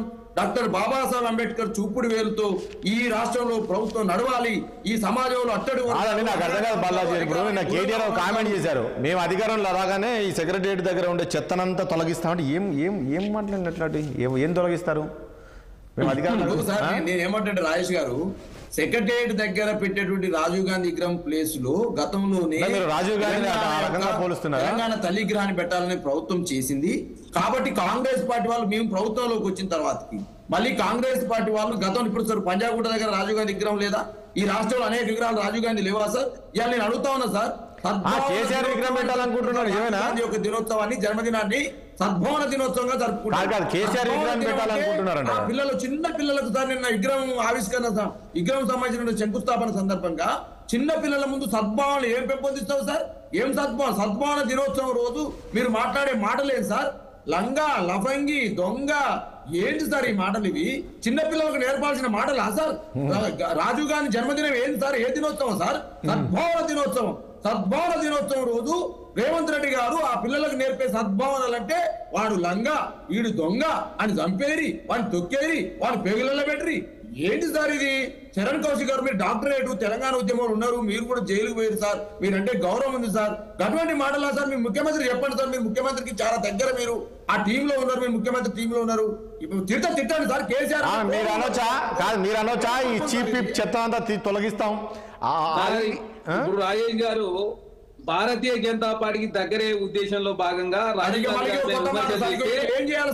జనతా పార్టీ దగ్గర అమిత్ షా మోడీ గారు అని చెప్పేసి కేటీఆర్ గారు భావించి కల్వకుంట్ల కవిత గారు బయటికి రావాలన్నా, భారతీయ దగ్గర కావాలన్నా, గాంధీ కుటుంబాన్ని, రాజీవ్ గాంధీ బీఆర్ఎస్ భారతీయ జనతా పార్టీ దగ్గర అయితే భావించి అనవసరంగా రాజీవ్ గాంధీ మీద రాజకీయం చేసే ప్రయత్నం బీఆర్ఎస్ పార్టీ కేటీఆర్ గారు చేస్తున్నారు. చాలా స్పష్టంగా కనపడతా ఉంది. వారు ఏం చెప్తా ఉన్నారు? మేము అధికారులకు వచ్చిన తర్వాత ఇంటర్నేషనల్ ఎయిర్పోర్ట్ కు రాజీవ్ గాంధీ గారి పేరు తొలగిస్తాం, అదే కాకుండా తెలంగాణ రాష్ట్రంలో రాజీవ్ గాంధీ విగ్రహాలు లేకుండా చేసే ప్రయత్నం చేస్తామని చెప్పేసి కేటీఆర్ గారు మాట్లాడుతుంటే చాలా స్పష్టంగా భారతీయ జనతా పార్టీ ఏమో దేశంలో కాంగ్రెస్ పార్టీ ఉండొద్దని చెప్పి కోరుకుంటా ఉంది. దానిలో భాగంగా కేటీఆర్ గారు వారి మన్నలను పొందడం కోసం రాజీవ్ గాంధీ గారు కావచ్చు, అదే గాంధీ కుటుంబం తొలగించే ప్రయత్నం చేస్తామని చెప్పినట్లయితే రాజేష్ గారు ఒక్క మాట సార్. రాజేష్ గారు ఏమవుతుందంటే, అదే ఇప్పుడు సద్భావన దినోత్సవం నాడు బూతు మాట్లాడి అయ్యా ఇట్లాంటి మాట్లాడడం కరెక్ట్ కాదు. అవును, కాకపోతే తెలంగాణ తల్లి విగ్రహం పెడదాం అనుకున్నప్పుడు ఈ 10 ఏళ్ళు ఏం చేసిరనే ప్రశ్న కూడా టీఆర్ఎస్ కి వస్తుంది కదా అని నేను అంటున్నాను. ఇప్పుడు సీఎం అంటే ఇక్కడ కేసీఆర్ విగ్రహం, అసలు విగ్రహాలు ఎప్పుడు పెడతారండి? నాకు అర్థం కాదు. ఆ విగ్రహాలు మన ఈ రకంగా ముఖ్యమంత్రి కేసీఆర్ విగ్రహం పెట్టాలనుకుంటున్నాడు, అక్కడ కేటీఆర్ అంటున్నారు. ఈ విగ్రహాలు పెట్టేది నాకు తెలిసి ఉత్తరప్రదేశ్ లో అట్లేం లేదు, విగ్రహాలు ఎప్పుడైనా పెట్టుకోవచ్చు. కానీ అవునా? ఇక్కడ సార్ దయచేసి ఒక మాట, కల్వకుంట్ల కవిత గారు జైలు పోకముందు అసెంబ్లీ లోపల పూలే గారి విగ్రహం పెట్టాలని చెప్పేసి వారు కోరుకున్నారు.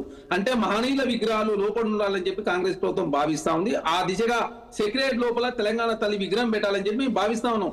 అదే తెలంగాణ తల్లి మేము గౌరవించుకుంటాం అని చెప్తే అనవసరంగా తెలంగాణ తల్లిని ఈనాడు బీఆర్ఎస్ పార్టీ రోడ్డు మీద తీసుకొచ్చి గలాడ క్రియేట్ చేసే ప్రయత్నం జరుగుతా ఉంది. మీరు 10 సంవత్సరాల కాలం పాటు ఎందుకు పెట్టలే? మరి మీరు పెడితే మేము వస్తున్నామా? లేదు తెలంగాణ తల్లి విగ్రహం పెట్టే ప్లేస్ లో మేము రాజీవ్ గాంధీ గారి విగ్రహం పెడుతున్నామా? మీరు అనవసరంగా తెలంగాణ తల్లి విగ్రహం పెట్టకుండా మీకు తెలంగాణ రాష్ట్రంలో ఇష్యూస్ ఏం లేవు మాట్లాడు. ఎందుకంటే రైతు రుణమాఫీ చేసినాం, రైతు భరోసా పెంచబోతా ఉన్నాం, రైతు బీమా, పంటల బీమా, అదే నిరుద్యోగులు నోటిఫికేషన్ జరుగుతా ఉన్నాయి. తెలంగాణ రాష్ట్రం అంటే కాంగ్రెస్ ప్రభుత్వం, రైతు ప్రభుత్వం, మహిళా ఓకే, రైట్. ప్రభుత్వం, కిషోర్ నిరుద్యోగ కిషోర్ గారు ప్రభుత్వం ప్లీజ్. చెప్పేసి ప్రజలు చర్చించుకుంటా ఉన్నాయి ఇక కాబట్టి మీరు చెప్తారు చూసి ఇక మీరు అనవసరంగా రాజీవ్ గాంధీ మీరు విషయాన్ని ఇప్పుడు మీరు ఏమన్నా ప్రాధాన్యత చేస్తారు పార్టీ చేస్తా ఉంది. అదే అదే అంటున్నా చరణ్ గారు, మీరు చెప్పే మాటలకు మీ చేతలకి అసలు సంబంధం లేకుండా పోతుంది అంటున్నారు రాష్ట్రంలో. ఇప్పుడు మీరు ఎన్ని చెప్తే చూడు, ఇవన్నీ చేస్తున్నాం మేము, రైతు భరోసా అంటారు, రైతు బంధు అంటున్నాం, రుణమాఫీ అంటున్నాం, ఎన్ని చేస్తున్నామని మీరు చెప్తున్నారు. అక్కడ చూస్తే ఏది లేదు. ఇప్పుడు అదే కదా అనేది ప్రజలు మీరు చెప్తున్న దానికి మీకు చాలా స్పష్టంగా కిషోర్ గారు మేము నాకు 2 నిమిషాలు ఇస్తే ప్లీజ్ కిషోర్ గారు మాట్లాడదాం ప్లీజ్. కిషోర్ గారిని మాట్లాడదాం ప్లీజ్. 2 నిమిషాలు ఇస్తే నేను కొంచెం తొందరగా బయటికి వెళ్దామని. మాట్లాడండి, సమయం కూడా లేదు, మాట్లాడండి ప్లీజ్. ఏం లేదండి, ఇప్పుడు రాజీవ్ గాంధీ గారి విగ్రహం ప్రతిష్టాపన గురించి, లేకపోతే ఇది పెట్టడం గురించి, ఒకవైపు తెలంగాణ తల్లి, ఇటు రాజీవ్ గాంధీ అని అంటే, తెలంగాణ తల్లి విగ్రహం పెట్టదలుచుకున్న చోట వారిది పెట్టడం అయితే ఆ ప్రపోజల్ ఉంటే అది ఇప్పుడు తెలంగాణ తల్లిని తీసేసి రాజీవ్ గాంధీ ఇది పెట్టడం అనేది అయితే అది సమంజసంగా ఉండదండి. ఎందుకంటే ఇక్కడ మన ఉద్యమం నడిచింది, ప్రాణాలు బలిదానాలు చేశారు, మన అందరి ఆకాంక్ష తెలంగాణ. అండ్ తెలంగాణ తల్లి అంటే అస్తిత్వానికి సింబల్ చేయబట్టి, ప్రతీక చేయబట్టి.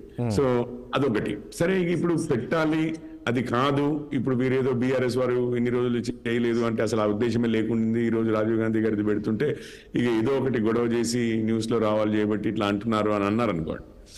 నా ఉద్దేశంలో అయితే మీకు కాంగ్రెస్ వారికి 2 పాయింట్లు చెప్తాను, త్వరగానే ముగిస్తాను. ఇప్పుడు కుటుంబం గురించి చెప్పారు కౌశిక్ గారు.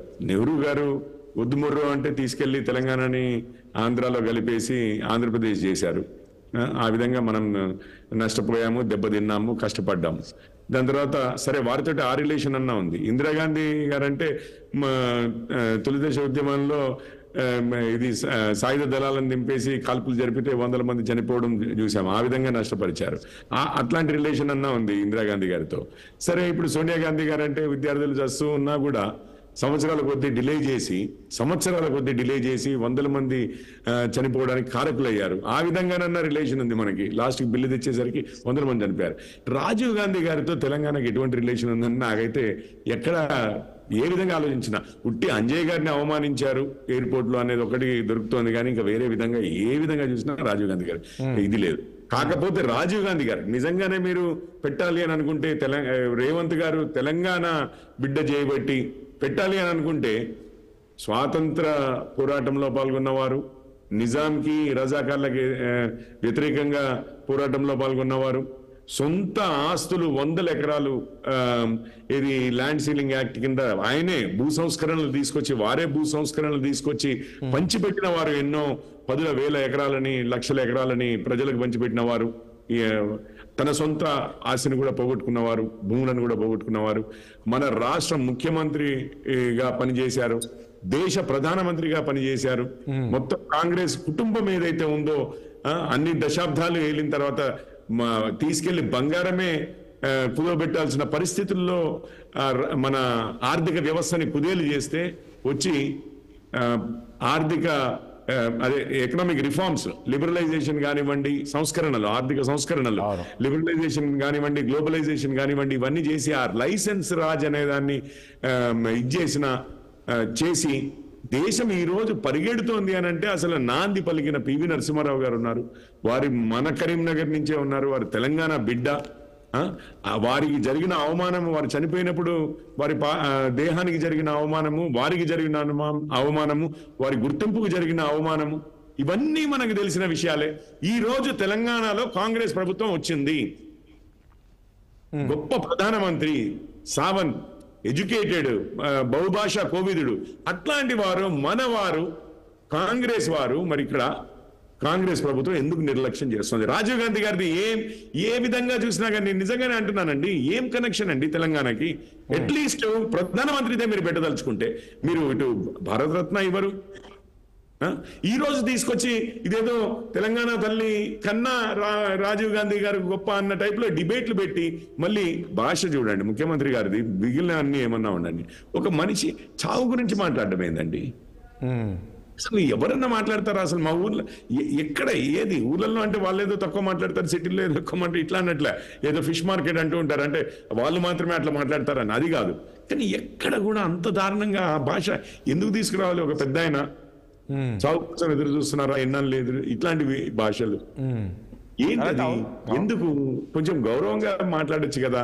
ఇంతకుముందు అన్నట్లుగా చిన్నపిల్లల సద్భావన దినోత్సవం అంటారు, చిన్నపిల్లలకి ఏదో నైతిక విలువలు లేకపోతే అంటే ఇద్దరు కలిసి ఉండడం ఎట్లా మనం అందరం ఫ్రాటర్నిటీ అంటాం, సౌభాతృత్వం అంటాం, ఇట్లాంటివి నేర్పించాల్సిన రోజు ఏంది భాషలు? ఈ ఒక్క రోజే కాదండి, నిజంగానే భాషతో సగం పోగొట్టుకుంటున్నారు రేవంత్ గారు. ముఖ్యమంత్రినే కాదు, ఈవెన్ కేటీఆర్ కూడా ఆ రకంగానే ట్విట్టర్ ఎవరైనా కానీ ఏం మాట్లాడుతున్నారు తెలుసండి. ఈవెన్ బీఆర్ఎస్ వారు కేసీఆర్ గారు ఎందుకు మాట్లాడకపోతారు? ప్రెస్ కాన్ఫరెన్స్లు పెట్టి అసలు ఇంట్లో పిల్లలు ఉంటే వినలేని మాటలన్నీ మాట్లాడేవారు కదా. వారు అంతనే కదా నష్టపోయారు, ఓడిపోయారు. ఈ రోజు మళ్ళీ ఎంత సమయం కాలేదు అంటే నేను ఎందుకంటున్నానంటే, ముందుగా మనం మాట్లాడింది రుణమాఫీ గురించి అండి. అది ఎంత తీవ్రంగా ఉంది ఇష్యూ అనేది మనందరికీ తెలుసు. అందుకనే అంతంత పరుష పదజాలం వాడి చాలా ఘాటైన ఇది వ్యాఖ్యలు చేస్తే గానీ దాన్ని కవర్ చేయలేము. వాళ్ళు మాట్లాడిన వర్డ్స్ కూడా నేను వాడలేను. ఎందుకు మరి మాట్లాడుతున్నారు వాళ్ళు ఏంటో అర్థం కావట్లేదు. గతంలోనే అన్నారు కేసీఆర్ ఏంటి ముఖ్యమంత్రి ఈ స్థాయిలో మాట్లాడుతున్నారు, మారాలి అనేది. సో మారుద్దిలే అనుకున్నాం. మనం చూసాం కేసీఆర్ ఎన్నోసారి ప్రెస్ మీట్లు ఏ రకంగా కామెంట్ చేసేవాళ్ళు అనేది. సో ఇప్పుడు ఉండదు అనుకున్నాం. ఇక్కడ ముఖ్యమంత్రి కూడా ఆ రకంగానే మాట్లాడుతున్నారు. రామ్మోహన్ రావు గారు ఇప్పుడు నేను ఏమంటున్నాను, కేసీఆర్ గారు మాట్లాడవచ్చు, అతనికంటే ఆచంట మల్లాన్ని అన్నట్టు ఈ భాష సరైనది కాదు. నెంబర్ 1. రెండోది మనం పక్క రాష్ట్రాలు చూసుకున్నాం. కెంపేగా కూడా విమానాశ్రయం, అంతర్జాతీయ విమానాశ్రయం, ఇది మొన్నటికి మొన్న మన మోడీ గారు ఆధునీకరణ చేసిన తర్వాత పేరు దానికి పెట్టింది. చూడండి తమిళనాడు కానీ మనకు కర్ణాటక కానీ అక్కడ లోకల్ లీడర్స్ పేరు పెట్టుకుంటారు. కిషోర్ గారితో పోటీకి ఎక్కిపిస్తున్నారు. మన మాజీ ప్రధానమంత్రి ఎక్స్ప్రెస్ హైవే పేరు పెట్టిండ్రు. పశు విద్యాలయాలకి పివి నర్సరావుకి ఏమైనా సంబంధం ఉన్నదా? దాన్ని పెడతారు. ఏమంటున్నానంటే నిజంగా చెప్పాలంటే 2 పార్టీలు 3 పార్టీలు, ప్రాంతీయ పార్టీ బీఆర్ఎస్ కావచ్చు, అటు కాంగ్రెస్ బీజేపీ కావచ్చు, స్పష్టంగా పివి నరసింహారావు గారి విగ్రహం పెడితే నిజంగానే ఓ లెక్క. కానీ విడిచిపెట్టి లోకల్ కదా, మనకు ప్రధానమంత్రి చేసిండు, మనకు అట్లాగే రాజీవ్ గాంధీకి పోటీ పెట్టడంగా. రెండోది ఏంటంటే ఇప్పుడు ఈ 2 మధ్యన పోటీ పెట్టకండి. ఇప్పుడు ఎవరు తక్కువ ఎవరు ఎక్కువ అనే సమస్య. రాజీవ్ గాంధీ విగ్రహం గౌరవించుకుందే పెట్టుకుందాం. అందుకని కేటీఆర్ గారు ఒక మంచి మాట అన్నారు, సగౌరవంగా తరలిస్తాం అక్కడి నుంచి అన్నాడు. అది తీసి మనకు బంగ్లాదేశ్ కూడగొడతాం మళ్ళీ ఎక్కడ కూడా. అందుకని నేను ఏమంటున్నానంటే ఈ విగ్రహ రాజకీయాలు వద్దు, నిగ్రహం పాటించండి, భాష మంచిగా వాడండి, ప్రజలకు వీళ్ళు సందేశం ఇస్తున్నారు. నేను ఏమంటున్నా రామ్మోహన్ రావు గారు, ఇది కాదు కావాల్సింది. ఇప్పుడు చాలా సమస్యలు ఉన్నాయి రాష్ట్రంలో, ఇది ఇంపార్టెంట్. ఫస్ట్ దీని మీద మాట్లాడండి, దీని మీద చర్చించండి. డైవర్షన్ పాలిటిక్స్ మైండ్ కే మాట్లాం, ప్రజలతో మైండ్ కే మాట్లాడుతున్నాయి, 2 జరుగుతున్నాయి. కరెక్టే. చివరిగా చరణ్ గారు ఏం చెప్తారు? ఇప్పుడు రాజీవ్ గాంధీ విగ్రహం సంబంధించి అసలు కూడా పెడితే పివి నరసింహారావు విగ్రహాన్ని పెట్టాలి కానీ రాజీవ్ గాంధీకి ఏం సంబంధం తెలంగాణకు అనే విధంగా కామెంట్ చేస్తున్నారు. అంటే దీనికి ఏమైనా కారణం ఉందా ఇక్కడ రాజీవ్ గాంధీదే పెట్టాలనే దానిపైన? సార్ ఇప్పుడు డిసెంబర్ 7వ తారీఖు నాడు కాంగ్రెస్ ప్రభుత్వం నిర్ణయం తీసుకున్నది రాజీవ్ గాంధీ గారి విగ్రహం సిగరెట్ ముందు పెట్టాలని. గతంలో తెలంగాణ తల్లిగా ఆంధ్రప్రదేశ్ ఉన్నప్పుడు అక్కడ ఉన్న విగ్రహం ఇప్పుడు ఆ రోడ్లో పోయింది. ఆ రోడ్లను పెద్దగా అయిన తర్వాత ఇక్కడ ఏదైతే ఎక్సెస్ ఉన్న ల్యాండ్ లో రాజీవ్ గాంధీ విగ్రహం ఇక్కడ పెట్టి సెక్రటరీ లోపల ఎంట్రన్స్ లోనే తెలంగాణ తల్లి విగ్రహం పెట్టాలని చెప్పేసి ప్రభుత్వం భావించి నిర్ణయం తీసుకున్న 8 నెలల తర్వాత ఇప్పుడు ఈ తెలంగాణ రాష్ట్రంలో ఏ ఇష్యూస్ లేవు కాబట్టి బీఆర్ఎస్ పార్టీ మాట్లాడటానికి ఏది రాద్ధాంతం చేసే ప్రయత్నం కావచ్చు, తెలంగాణ రాష్ట్రంలో ప్రజల్లో కాంగ్రెస్ ప్రభుత్వం మీద రుణమాఫీ కావచ్చు, రైతు బీమా కావచ్చు, పంటల బీమా అన్ని విషయంలో మంచి పాజిటివ్ ఉంది కాబట్టి దాన్ని డైవర్ట్ చేసే దానిలో భాగంగా రాజీవ్ గాంధీ గారిని పేరు ప్రస్తావన తీసుకొస్తా ఉన్నారు. పివి నరసింహారావు గారికి కాంగ్రెస్ పార్టీ ఎక్కడ అవమానపరచలే. పివి ఎక్స్ప్రెస్ వే ఉంది, ఒక కొత్త జిల్లా గారికి పివి గారి పేరు పెడతానని చెప్పేసి ఆల్రెడీ ప్రభుత్వం ప్రకటించింది. అదేగా గత ప్రభుత్వం కూడా ఆల్రెడీ పివి గారి విగ్రహాన్ని ఏర్పాటు చేసింది. ఇప్పుడు ఆ పివి గారి పేరు మీద రాతాంతం చేసే ప్రయత్నం బీఆర్ఎస్ పార్టీ చేస్తా ఉంది తప్ప తెలంగాణ రాష్ట్రంలో పివి గారి పేరు ఇప్పుడు పివి గారి పేరు బీఆర్ఎస్ పార్టీ ప్రకటించలే. ఓలి కిషోర్ పోరెడ్డి గారు మాత్రం ప్రకటించారు. తెలంగాణ తల్లి విగ్రహం ప్లేస్ లో మేము కాంగ్రెస్ పార్టీ మేము పెడదాం అనుకుంటే కాంగ్రెస్ పార్టీ వచ్చి రాజీవ్ గాంధీ గారి విగ్రహం పెడతామని చెప్పి వారు చెప్తే అసలు మీరు పెడతామన్నది ఎక్కడ, పెట్టింది ఎక్కడ? పెట్టలేదు కదా. మీరు పెట్టకుండా అనవసరం కాంగ్రెస్ పార్టీ పెడుతున్న తర్వాత ఇప్పుడు తెలంగాణ తల్లి పేరు మీద రాజకీయం చేసే ప్రయత్నం మీరు చేయొద్దు దయచేసి అని చెప్పేసి ఆల్రెడీ కాంగ్రెస్ ప్రభుత్వం తెలంగాణ తల్లి విగ్రహం డిసెంబర్ 9వ తారీఖు నాడు ఏర్పాటు చేస్తామని చెప్పేసి ఆల్రెడీ ప్రభుత్వం ప్రకటించి కావచ్చు ప్రజాస్వామ్య విషయంలో ఎప్పుడు కూడా కాంగ్రెస్ పార్టీ ఎవరికి నష్టమయ్యే పనులు ఎప్పుడు కూడా చేయదు కాబట్టి అనవసరంగా రాద్ధాంతం చేయొద్దని చెప్పేసి నేను బీఆర్ఎస్ పార్టీ కానీ ఒకటి కౌశిక్ గారు, ఇప్పుడు దీనికన్నా ముందు ఉన్న టాస్క్ ఏంటంటే ఫస్ట్ రుణమాఫీ చేయండి, రైతులు సంతోషపడతారు. ముఖ్యం ఇది అంతా ఇప్పుడు ఇది ప్రజలకు అవసరం లేని అంశాలు ఇవన్నీ, కానీ అదైతే చేయండి, బాగుంటుంది. చూద్దాం ఏం జరగబోతుందో రాబోయే రోజులు చూద్దాం. మళ్ళీ ప్రజలు మరి ఎట్లా ఏంటి, కాంగ్రెస్ చెప్పింది ఒకటి చేస్తుంది ఒకటి అనుకుంటున్నారా, మరి నిజంగా రుణమాఫీ పూర్తి అవుతుందా ఏందనేది రాబోయే రోజుల్లో చూడాల్సి ఉంటుంది. ఎందుకంటే ఇప్పటికే బట్టి విక్రమార్క కూడా మా డిప్యూటీ సీఎం కూడా బ్యాంకర్స్తో మాట్లాడినట్టు కూడా తెలుస్తుంది. చూద్దాం ఏం జరగబోతుంది. థ్యాంక్ యూ అండి మీ అందరికీ కూడా, చరణ్ కౌశిక్ గారికి అండ్ దుదిమేట బాలరాజు గారికి అండ్ పోరెడ్డి కిషోర్ రెడ్డి గారికి, బండారు రామ్మోహన్ రావు గారికి చర్చలో పాల్గొన్నందుకు. చూసాం కదా మొత్తానికి రుణమాఫీ రగడ అయితే నడుస్తుంది. మరి చూడాలి ఏం జరగబోతుంది ఏంటి. మరి దాదాపు 70% మంది రైతులకు కూడా రుణమాఫీ కాలేదని చెప్పేసి బీఆర్ఎస్ బీజేపీ చెప్తుంది. దీనికి సంబంధించి కూడా రేపు ఒక మహాధరణ కూడా నిర్వహిస్తున్నామంటున్నారు బీఆర్ఎస్ నేతలు. మరి ఇప్పటికే డిప్యూటీ సీఎం ఇంతకుముందు అన్నారు, డిప్యూటీ సీఎం ఒక బ్యాంకర్స్తో కూడా మాట్లాడారు. ఖచ్చితంగా ఏమైనా టెక్నికల్ ఇష్యూస్ ఉంటే వెంటనే అది క్లియర్ చేసి మీరు రైతుల్లో అకౌంట్లో జమ చేయాలి అని చెప్పేసి కూడా చెప్తున్నారు. మరి ఎంతవరకు రుణమాఫీ అవుతుంది ఏంటి, ఇప్పటికీ చాలామంది కాలేదంటున్నారు. మరో 2 రోజులు అంతా క్లియర్ అయిపోతుందని చెప్పేసి కూడా ప్రభుత్వం చెప్తుంది. చూద్దాం మరి ఇది వాళ్ళ చర్చ. రేపు మనం మళ్ళీ కలుద్దాం. చూస్తుండండి 60 సామాన్యుడి ఆరో ప్రాణం.